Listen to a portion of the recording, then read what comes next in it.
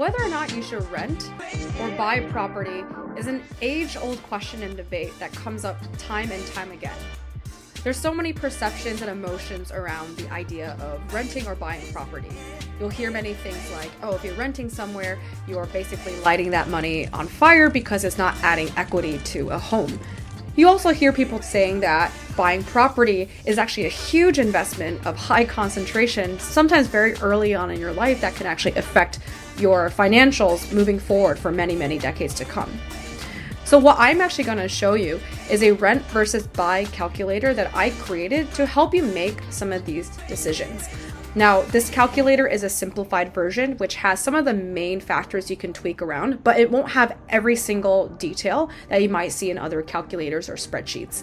The other thing to keep in mind is that this is meant to be a market neutral, or it should be market agnostic. So you can actually use these assumptions for both the US, Singapore, and other markets around the world. Just make sure you tweak the assumptions to make sure that it fits the market. So let's dive right into this. So you just go to peakrentOrbuy.streamlit.app to access this tool. And what you'll first see is a set of inputs that you're going to put in manually about the specific property that you're looking at, or specific property that you're looking at either renting or buying. This is actually a real example that I had last year when I was actually forced with a decision to decide whether or not I should rent or buy. And so I'll run some of these numbers that are for this condo called the Icon in Singapore.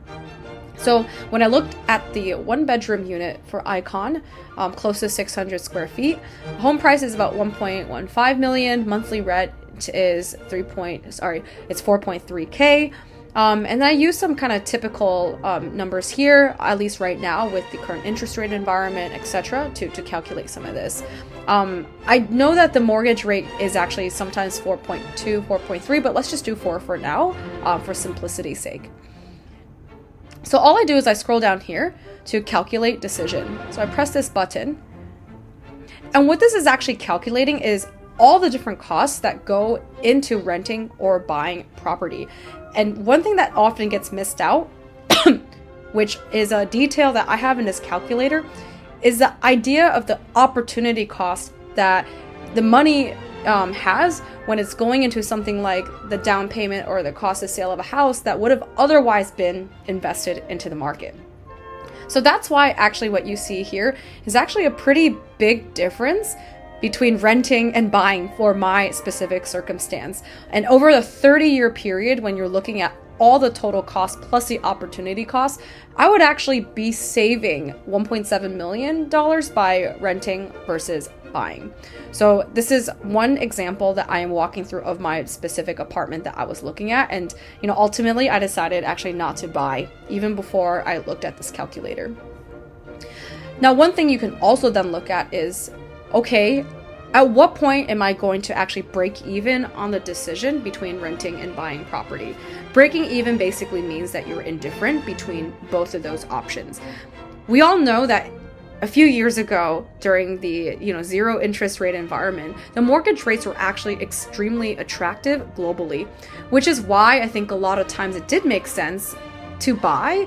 But the problem is a lot of the interest rates that ended up being variable, which is something that people may not have known the dynamics of in full detail until they actually bought their property. So if I were to calculate the break-even mortgage rate for this particular instance, the break-even mortgage rate is actually 2.16%. So that basically means I have to believe that I will consistently be hitting about 2%, right, mortgage rate for me to be indifferent between buying and renting this Icon 1-bedroom apartment.